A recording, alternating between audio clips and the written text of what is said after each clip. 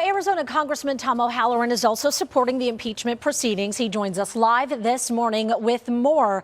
So good morning. We appreciate you being here with us. Today, I want to jump into this right now. The House is going to vote on a resolution calling for the 25th Amendment to be invoked that we've been hearing so much about.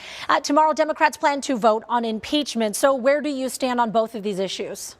I'm in support of both of those. I would prefer that the 25th Amendment be addressed by the Vice President and the Cabinet.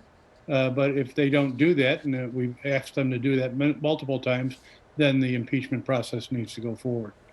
Okay, so starting this week and running through Inauguration Day, I'm sure you've been warned. The FBI says there have been alerts of armed protests in all 50 states, really. How concerned are you about more violence playing out here over these next few days and weeks?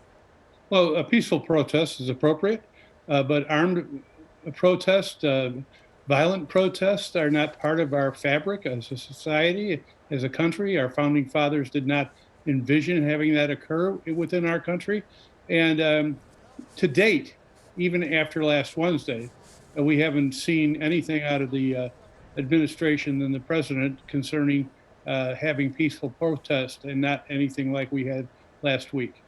I want to turn to COVID-19 now and the vaccine. On Thursday, President-elect Biden will unveil his vaccination plan here.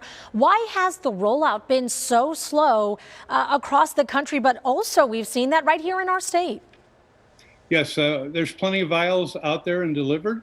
It's the process of actually the vaccination process itself. We don't have enough people. We don't have enough locations. It wasn't very well thought out. I asked Dr. Fauci back in the summer, are we going to be ready for this? And he said he hoped.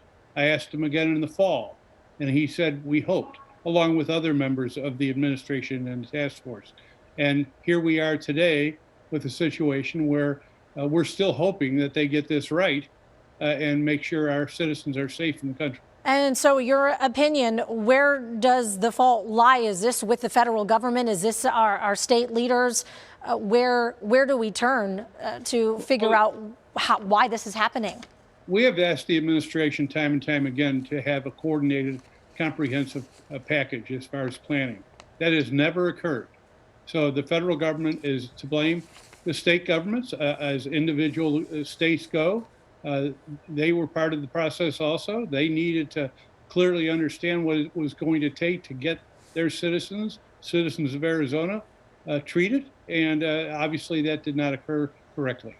Well, you recently voted for the effort to boost stimulus checks from the $600 to the $2,000, and it ended, as we all know now, with the $600 stimulus payments here. Do you expect more stimulus checks in the coming months? I expect there will be a bill right after the inauguration, and that will mean additional funding for citizens to be able to withstand this crisis. And that will mean also more money stimulus-wise into the economy and helping our businesses. Okay, it looks like we are just out of time here. Congressman Tom O'Halleran, we appreciate you being here with us this morning and for your insights. Thank you, Allison. Appreciate it. Thank you.